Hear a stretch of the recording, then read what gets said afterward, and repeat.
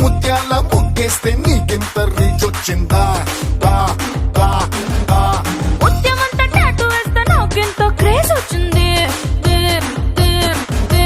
కొత్త కొత్త వంట చేసి ఓవర్ నైట్ స్టార్ అయ్యావా వా వా వరే వా కుర్ర గుండెలోన మంటెట్టి టాప్ ఆఫ్ ద టౌన్ అయ్యాను.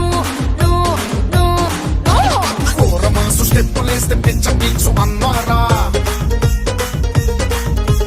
ఒళ్ళు విరుచుకుంటే చాలు రచ్చ మ్యాక్స్ అన్నారు.